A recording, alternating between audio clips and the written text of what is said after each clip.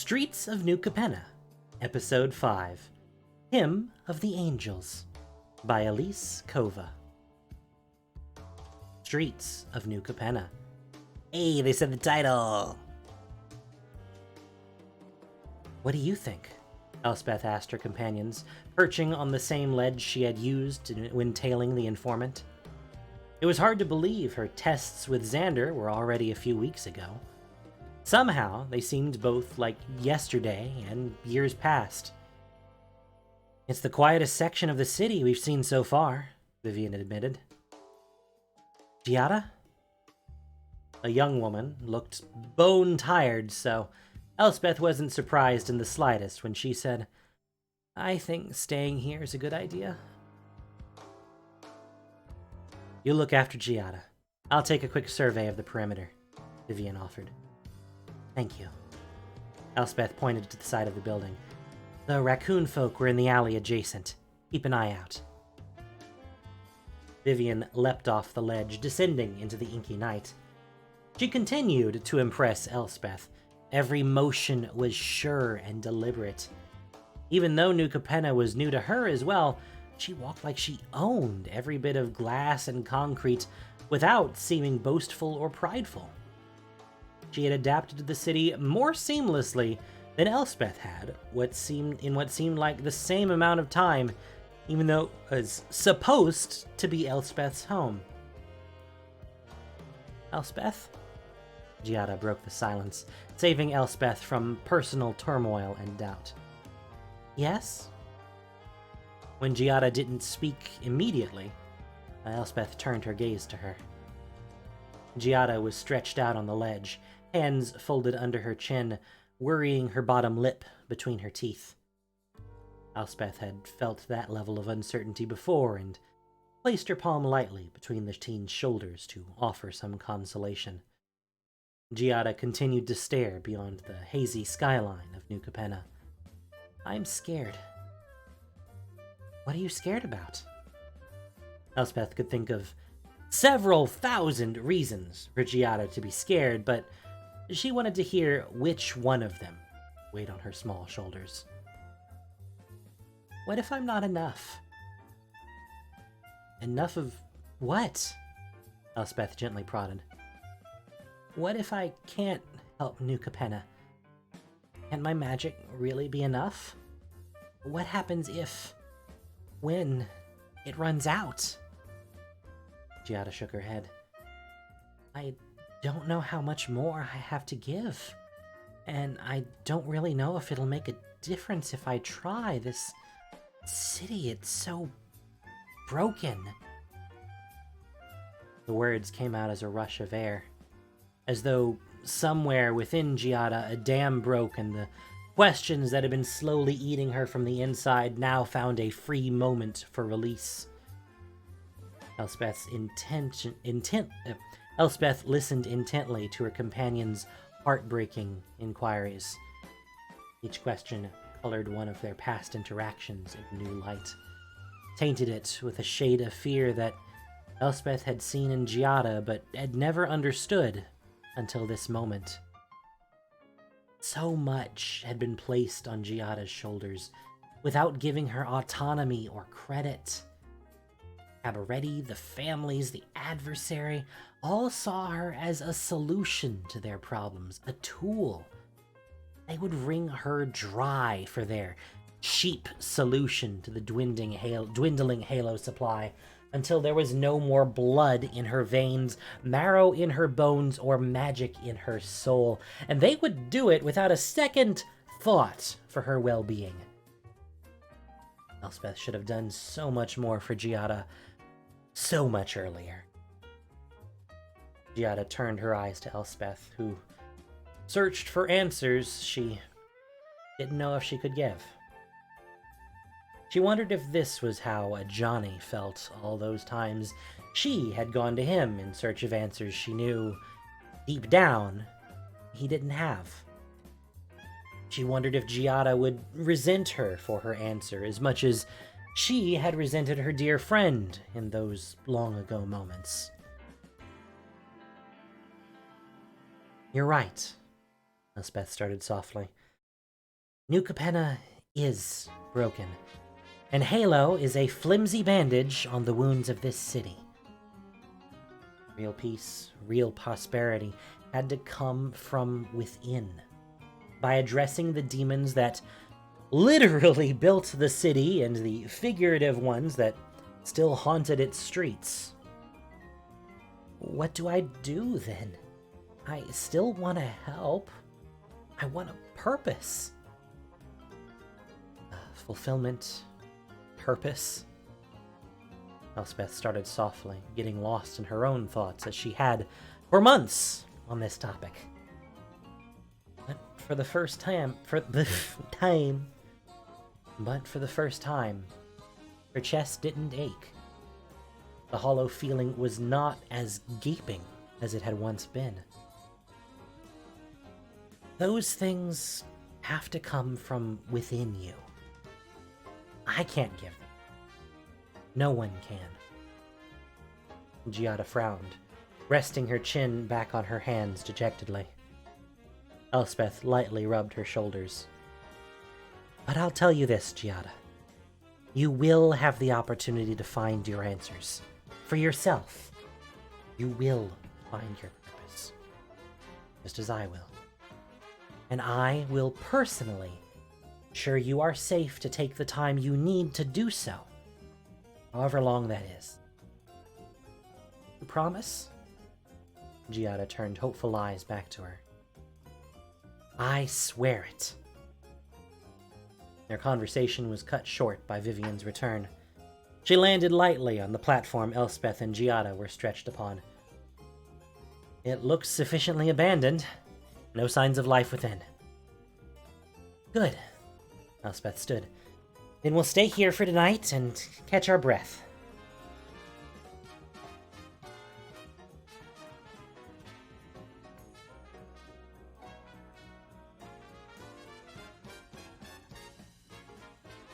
Warehouse. Elspeth woke to a weight on her shoulder. The hazy light of dawn spilling down through a skylight above cast Giada's face in a warm glow, slumbered against Elspeth's side. The three of them had huddled in a small office near the back of the warehouse.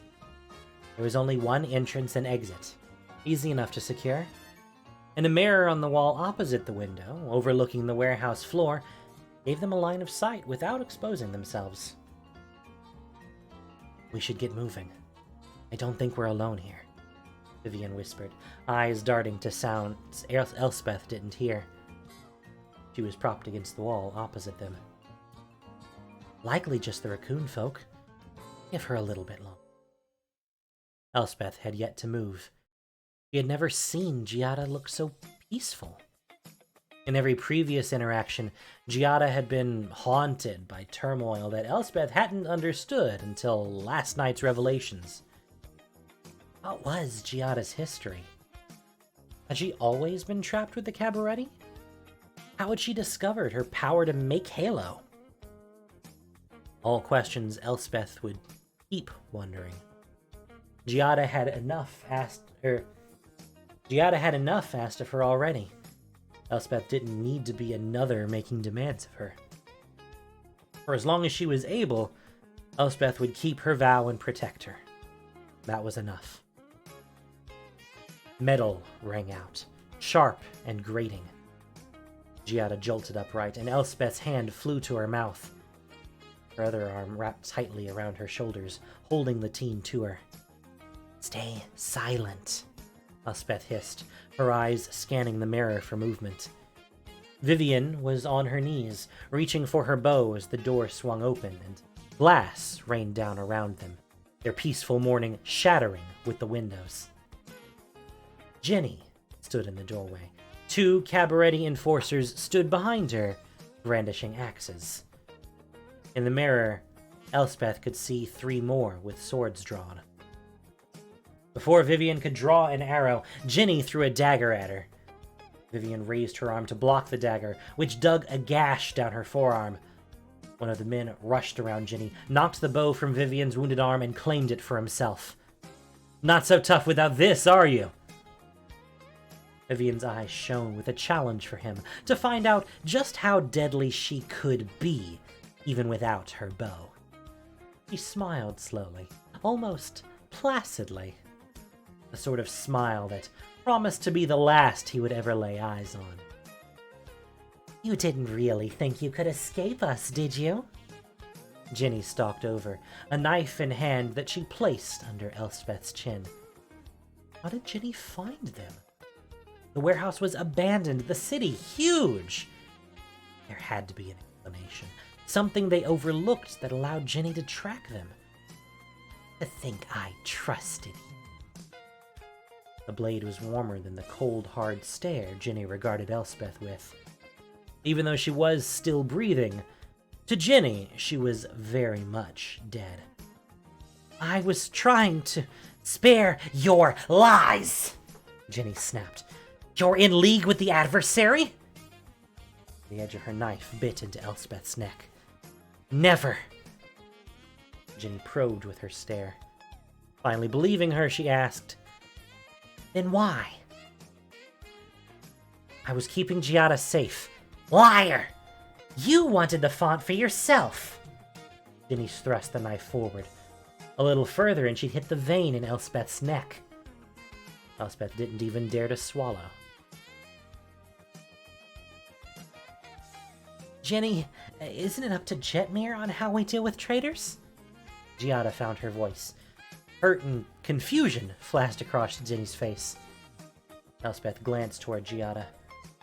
Did she know what was going... or she was... Bleh. Did she know what she was doing defending her? But Giada clearly had been learning from the Cabaretti as she deftly wielded her words.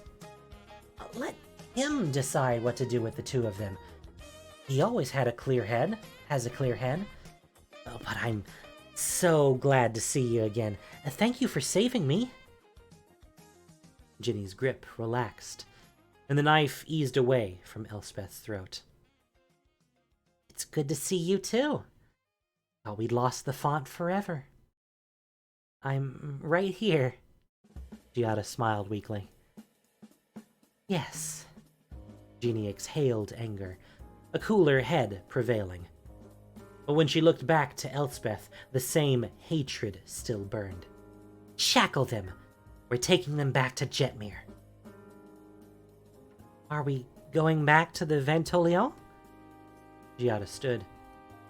No, it's compromised. We're going to friends, Ginny answered ambiguously. No family wants to see the adversary take New Capenna for his own. And now that the font is secure once more, we have a bargaining chip to make sure the others will work with us. Font. Bargaining chip. She has a name, Elspeth wanted to shout. We can all make it out of this alive. Gently's tone was in stark contrast to the men roughly shackling Elspeth and Vivien. Elspeth felt a tingle of magic singe her wrists as they were locked into place. Vivien seemed to be following Elspeth's lead. She paid careful attention to the Cabaretti man who collected her sword, keeping her protests behind firmly closed lips. Going along with this, for now, was the best way to remain close to Giada. And then, you can bring balance to our plane, Ginny finished. Giada nodded, her lips pressed into a hard line. Ginny grabbed her hand, and Giada's eyes drifted back to Elspeth, who dipped her chin slowly. I will keep my vow to you, Elspeth vowed silently. He hoped Giada understood, but Giada kept her face blank as Ginny escorted them out of the warehouse.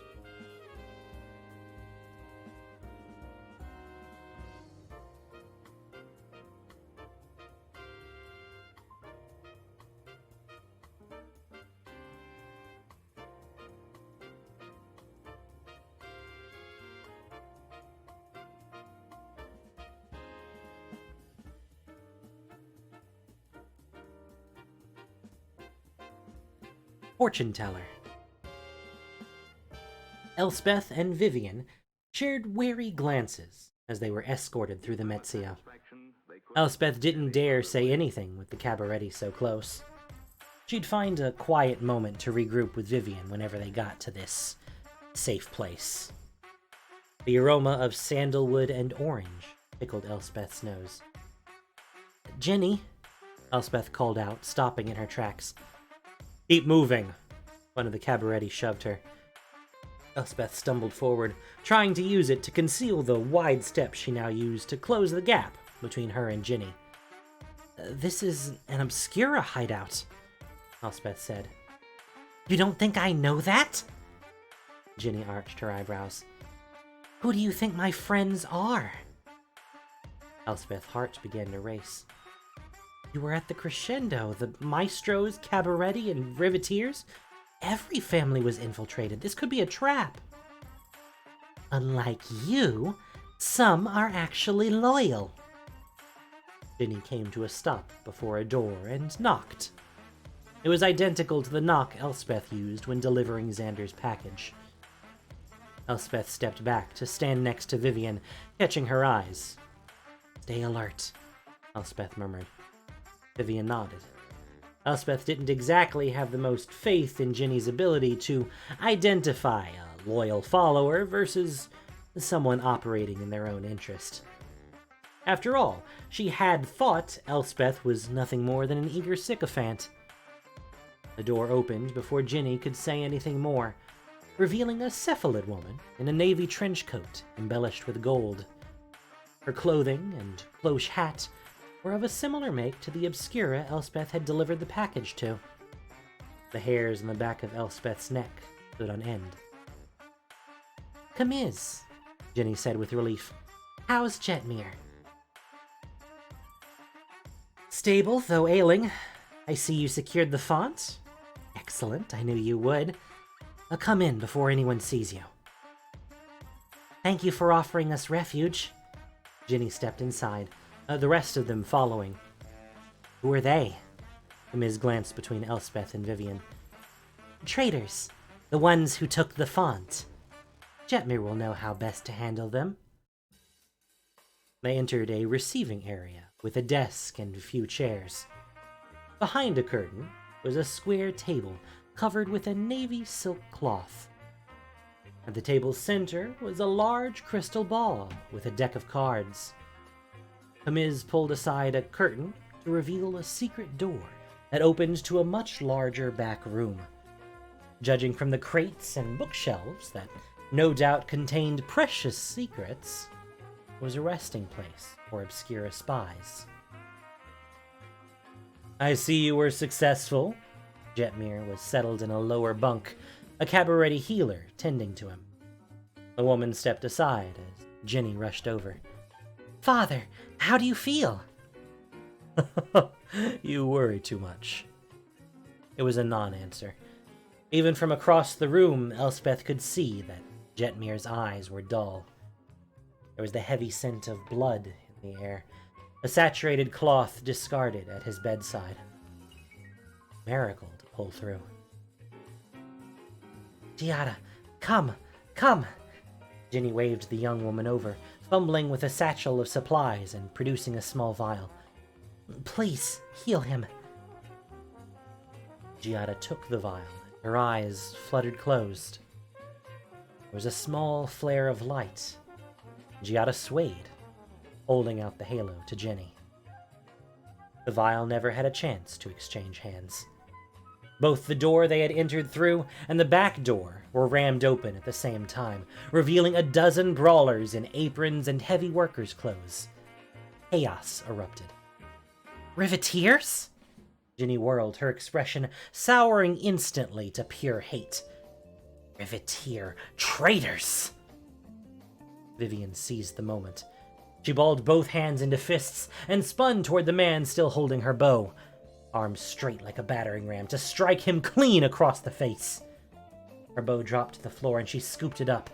Still cuffed, she was unable to shoot with it, but she could, and did, use it to strike the other cabaretti in the temple. Elspeth forced power into her hands. It shimmered the air around her shackles. With a thought, magic cracked open the locks, and the metal fell to the floor with a clang. Swinging her hand, she cast the spell Vivien's way, her ally's shackles dropping as well. "Where have you been hiding that trick?" Vivien appraised, collecting Elspeth's sword from the fallen man and tossing it over. Elspeth caught the blade by the scabbard. "Oh, tried to keep a low profile and save my skills for when I really needed them. Now seems like the time." "Well, glad you finally joined the fight properly." Vivien shifted her grip on her bow, reaching for an arrow in her quiver. "Get Giada. I'll clear a path." "Thank you."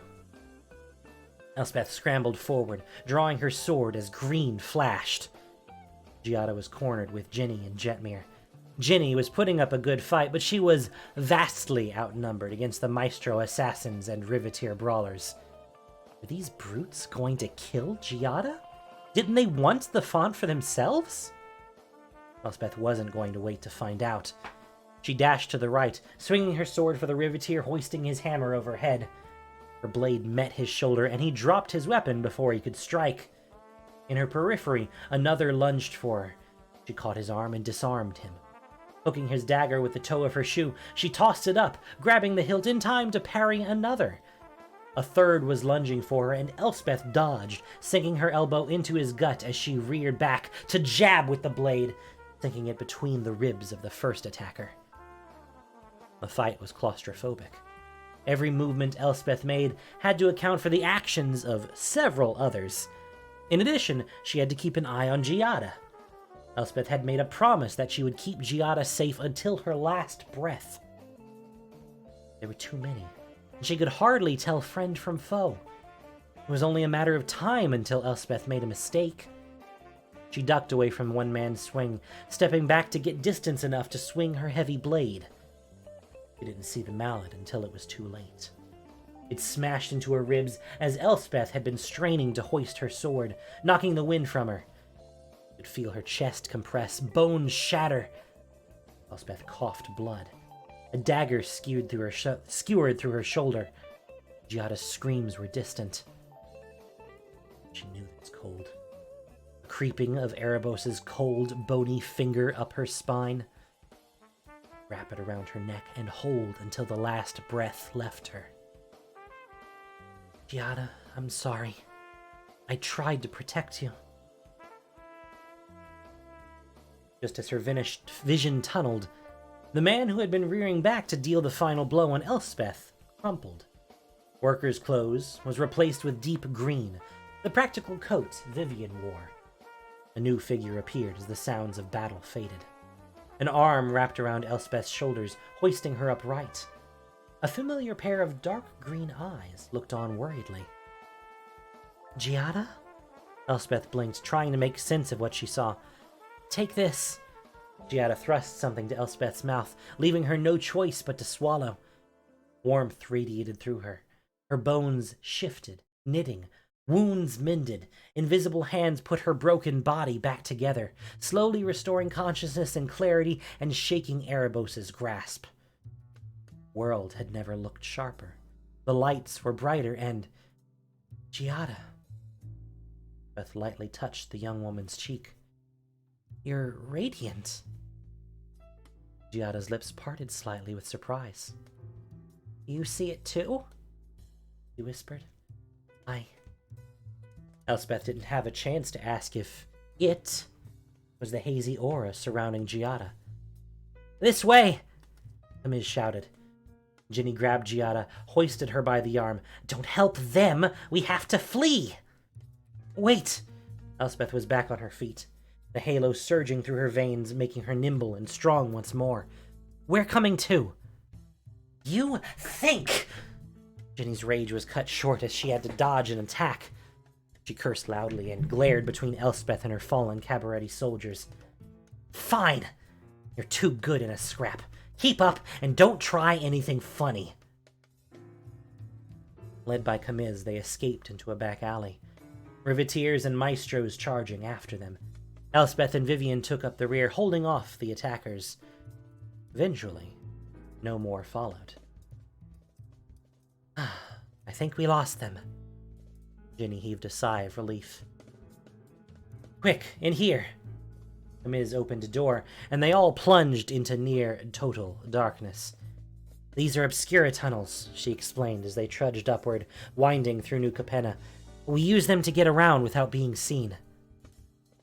How do you know they're not compromised? Vivien stole Elspeth's question. I don't, Camise answered honestly. That's why we need to keep moving. Where are we moving toward?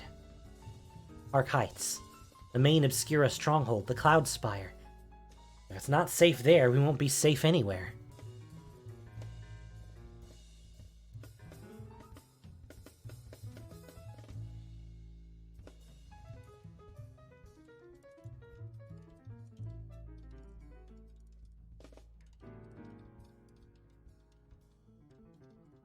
Park Heights Cathedral. As they continued to climb, Elspeth grabbed Giada's hand and gave it a light squeeze. Thank you for saving me, Elspeth mouthed, hoping Giada could see in the blue-tinted light that emitted from strips along the tops of the walls. The young woman's lips curled into a weary smile. She nodded. As Elspeth's fingers slipped from hers, Giada's attention remained on her own hand. Giada slowly slid a bracelet off her wrist and glanced between Ginny and Elspeth. After confirming Ginny's focus was ahead, she dropped the bracelet and pointed to it, mouthing 2 words. Tracking spell. Elspeth ground the bracelet under her boot. Giada had been asking the same questions that plagued Elspeth about how Ginny had found them. A swell of pride rushed through Elspeth. Giada was clever, becoming stronger and more confident by the moment. The move to rid herself of the bracelet was also all the confirmation Elspeth needed to know that Giada still wanted to go with her. At the first opportunity, Elspeth would take her away again. The passage came to a dead end. Camise slid open a door, and the familiar earthy scents of Park Heights greeted them. Elspeth blinked into the afternoon light, already growing angry with a dusk that promised to be as bloody as New Capenna. Not much farther, Camise said, leading through carefully manicured hedges. Right around here. Vivien stopped short. Elspeth heard footsteps and the clanking of weapons, too. Wait! It's a trap! Giada and Ginny had already rounded the corner of the hedges. What is the meaning of this? Ginny shouted. Vivien readied her bow, turning to the Obscura enforcers circling them in from behind. Elspeth trusted her to watch her back as she raced ahead.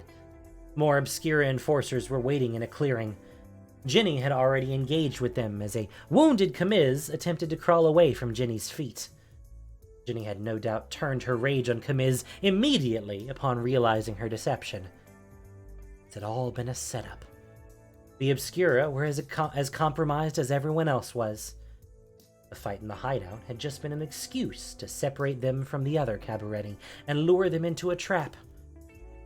But she'd bet that Camise hadn't counted on Elspeth and Vivien still being around. Let's go. Elspeth grabbed Giada. But Ginny... She made her choice. Elspeth practically scooped Giada up. We have to leave or we're going to die. Giada complied.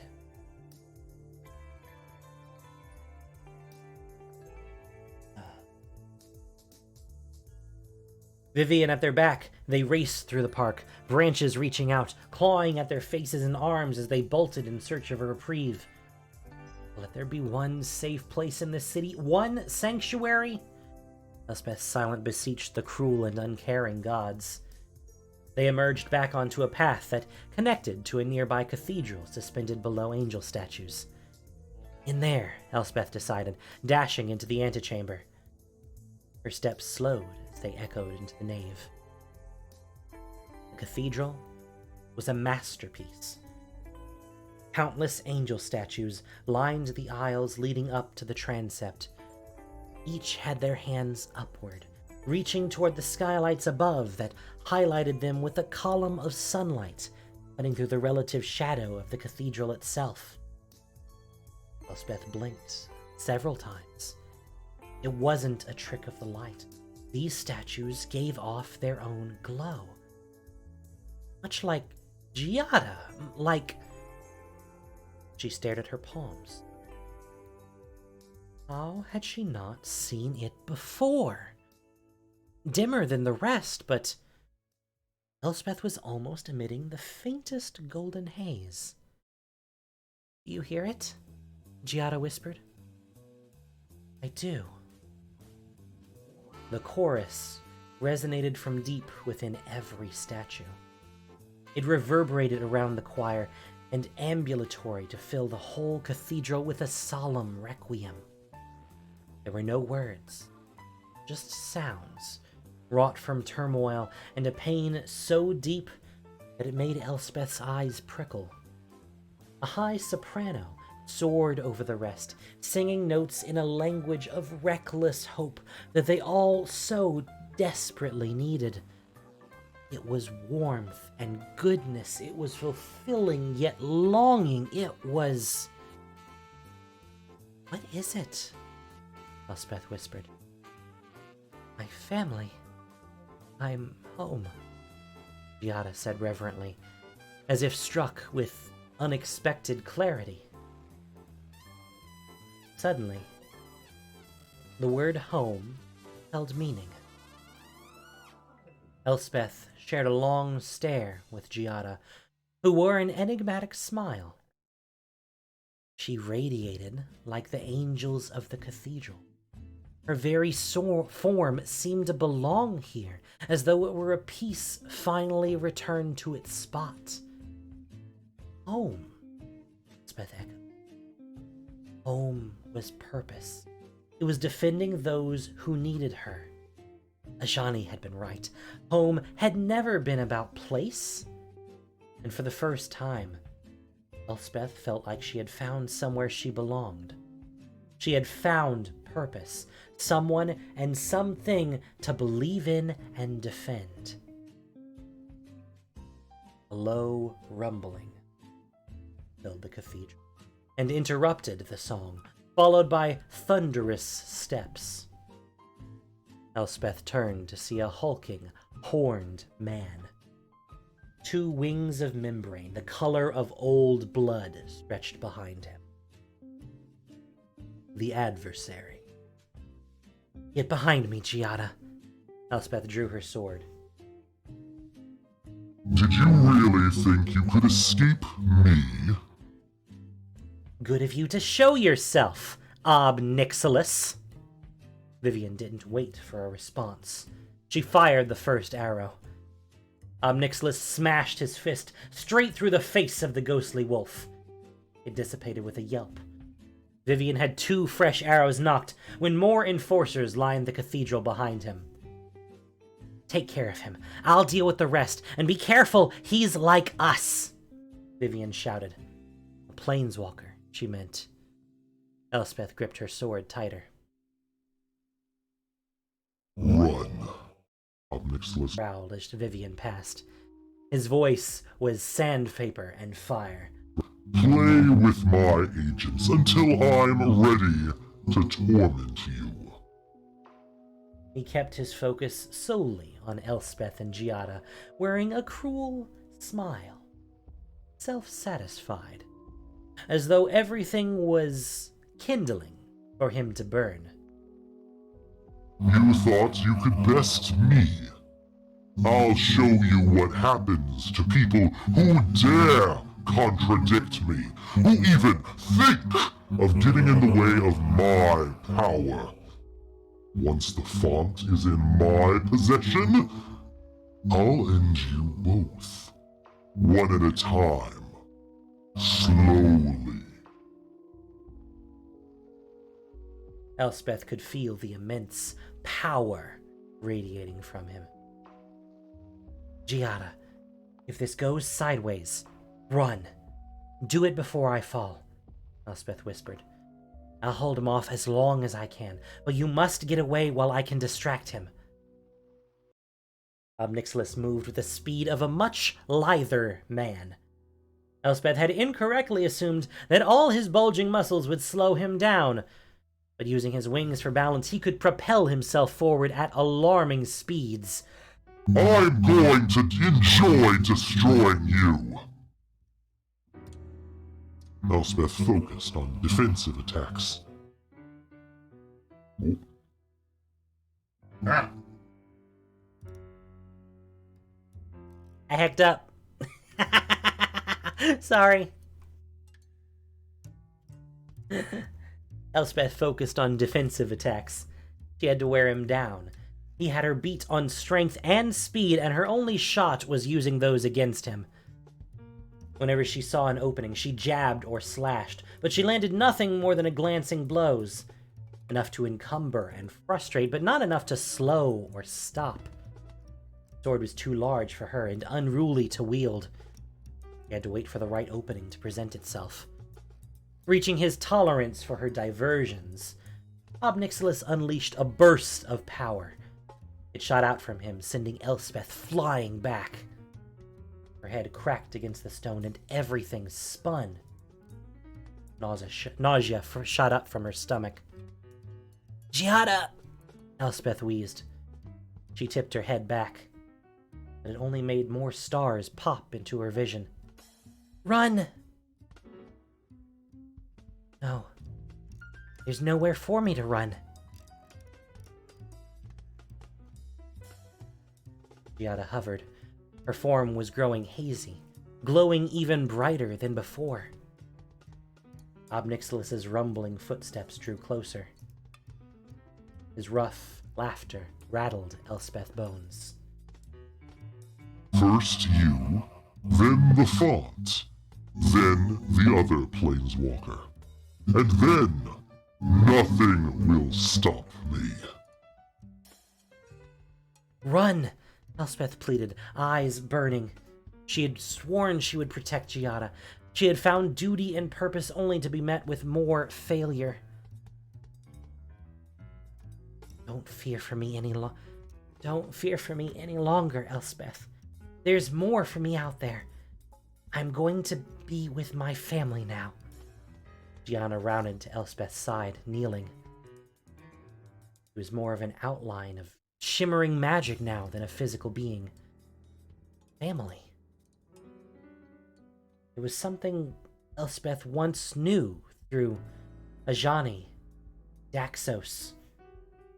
Giada's words ignited something deep within her. A flickering candle of hope, no brighter than the faint glow she'd seen covering her earlier. Ob Nixilis' footsteps stopped. What do you think you're doing? Giada's focus remained solely on Elspeth. "Thank you for everything. I found my answers. Let me protect you now." She tipped her chin up and looked just like the rest of the sculpted angels. "I'm ready," she whispered to unseen ears. Light filled the room. It shot out in every direction from Giada's body, the force of the blast strong enough to throw Ob Nixilis away. Elspeth, however, was unaffected. She looked on in awe as Giada was transformed into the radiant magic of Halo. Elspeth breathed it in, allowing it to coat her flesh like armor and sink into her bones. The singing returned. A full chorus in which every part of her was in perfect harmony. It reached a true crescendo of joy, as if to overwrite the screams of the cabaret celebration that had dared to take the same name. Slowly, as the swirling lights began to fade, Elspeth sat up. Ob Nixilis groaned, still prone. Vivien and the men outside were also on their backs. Elspeth wondered if Giada's transformation had stunned all of New Capenna. "Elspeth," Giada's voice whispered from a great distance, barely audible over the fading chorus. She was fading, but she wasn't alone. Giada was framed by the shining outlines of others like her. "End this. Protect New Capenna. You have the weapon you need. It's been at your side all along, following you, waiting until you were ready." "I'm not strong enough." "You are," Giada insisted. Your failures don't define you. Don't give up now. Not when you're so close to everything you've ever wanted. Fight! Elspeth heard Ajani in Giada's words. Her friend still spoke to her across time and place. Her eyes fluttered closed. She sighed softly. Home was duty. Family was those she chose to defend. She'd always had everything she ever needed. Elspeth opened her eyes and stood. In one fluid motion, she hoisted the sword at her side. The weapon was no longer a clunky broadsword. It had been transformed into a narrower weapon, one far more suited in length and weight for her frame. The pommel wasn't as a practical steel guard, but an orb of a halo, shining with colors that shifted so often it was every color at once. The halo seeped into the blade, running up tracks in the fuller. From middle to edges, the weapon glowed with the same faint light as Giada. Elspeth brought the hilt to her nose, blade upright, knowing that somehow, somewhere, Giada watched the salute, and could finish her metamorphosis now that Elspeth could carry on her vow. Elspeth would defend New Capenna. She lunged forward, wielding her new sword with both hands. Nicholas barely had time to roll away from her thrust.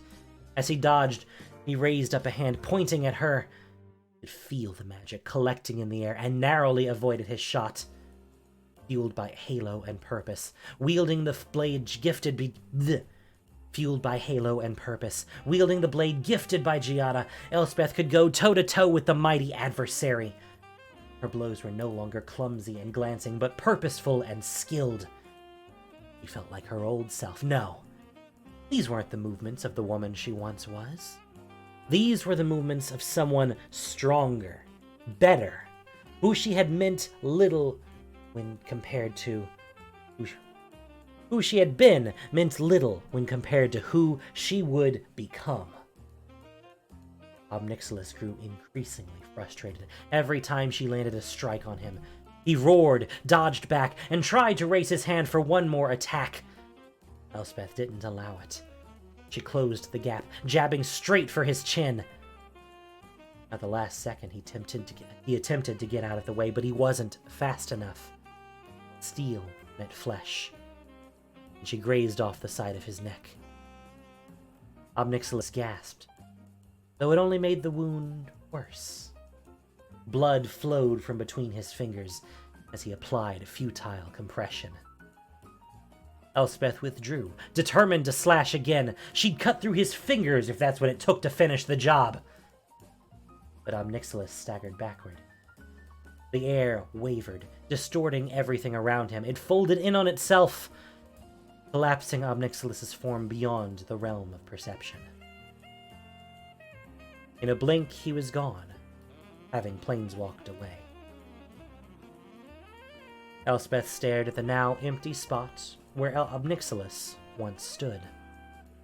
Several curses were about to escape her lips when a groan jolted her back to reality. Vivien! Elspeth raced over to the entry, helping her friend up. Vivien massaged her head. What happened? Giada saved us all, but Nicholas got away. This is far from over.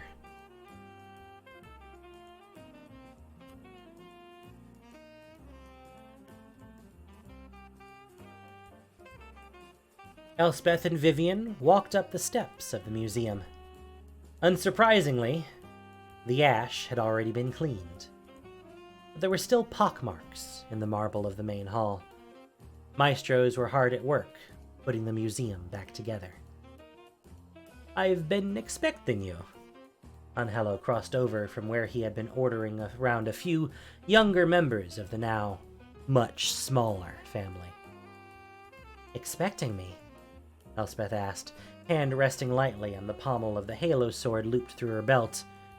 She didn't come here for a fight, but she wasn't about to take no for an answer when it came to finally getting access to Xander's archives.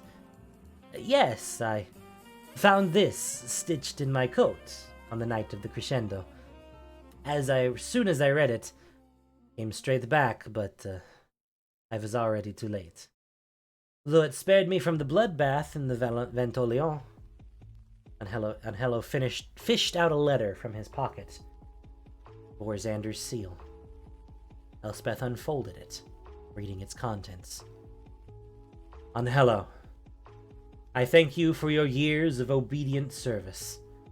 You are as good a man as you are an assassin. But my friend, I fear this will be where we part. The maestros are now in your hands, and I trust that after the long night ahead, you will help them usher in a new era. Everything that I have collected over the years should serve you well. Make our family your own as you see fit. It is well past time for the guiding vision of a younger leader. Finally, should she survive the night ahead, which I have little doubt she will, Elspeth will come seeking my archives. Give her access, and try not to ask too many questions. For one last time, yours, Xander. You knew I would come. Elspeth scanned the letter twice more before handing it back to Angelo. Xander always knew what would happen in New Capenna, often before any of the rest of us. Angelo folded his hands at the small of his back. This way. He followed Angelo through the museum and up to Xander's office. He pulled back a curtain in the far corner of the room to expose a door. Unlocking it, he motioned for Vivien and Elspeth to enter. Anything in Xander's archives is yours. Come whenever you please. Angelo left them. They spent the day searching and scouring. No page was left unturned. Angelo was kind enough to bring them lunch and dinner as twilight descended on the city. Histories of Capenna hidden in Xander's office spelled out the story. In the distant past, the Phyrexians made an attempt on this plane. The Angels tried to stop the invasion, but the threat was too great for them to face alone. In desperation, they formed an alliance with the Demon Lords. In the face of the Phyrexians, Capenna's own rivalries were petty. However, those rivalries would not be forgotten. The demons ultimately betrayed the angels, trapping them in a kind of stasis, from which they could convert the angels' bodies into Halo, an essence that, as Xander had told her, could be taken to help protect the city. It was messy, but it worked. The Demon Lords used Halo to defeat the Phyrexians, and then disappeared themselves. Halo had been the key. If it held the Phyrexians at bay here, this could be the answer Ajani sought. Even if the supply of Halo was dwindling. Luckily, among the archives was a small cache of Halo that Xander was no doubt saving for a rainy day. It seemed as rainy as things could be. Elspeth would take it and all the information back to Ajani and the Gatewatch. Elspeth and Vivien stood side by side, staring out the massive window in the same spot Xander had. It said a word for hours. The silence was filled with revelations, knowledge. New Capenna will continue to fight over Halo, Elspeth said finally. The supply is almost used up, and if it runs dry, they'll tear themselves apart. Her mind briefly wandered to Giada and the shining figures the young woman had departed with. Would the angels return to New Capenna to usher in a new age if the city were in dire need? Or had they all gone on to something greater? There's more to this plane than one city. If New Capenna's fate is to destroy itself, then nature will reclaim it. Life will persist on this plane. Vivien's words weren't cold, but thoughtful. Perhaps even intended to be reassuring that something would thrive long after the fall of the city. Even still, I can't turn my back on them. You will never be able to make them safe if you stay. The Phyrexians are now a threat to everyone. I know, Elspeth said. But now, we can fight them, Vivien said with a nod to Elspeth's sword and then to the cache of Xander's hidden halo. And if Urabrask is to be believed, what did he tell you? Vivien folded her arms. Revolution. She furrowed her brow in intense thought. On New Phyrexia. It might give us the window we need to stop them. To stop her. The porcelain rictus of the Grand Cenobite. Her former prison and the Phyrexian capital loomed large in Elspeth's memory. Walking away from New Capenna meant heading once more into that metallic hell. Koth, Melira, Arn. Going back meant facing her nightmares. Meant another battle, another war. Was she strong enough? Did she have a choice? Did anyone? All she wanted to do was rest, but how could she step away from battle now? She had to get back to Dominaria and tell Ajani all she'd learned, show him the halo, and ready herself. It's too much to be done. Elspeth nodded, determination fueling her, as hot as the halo swirling in the sword at her hip.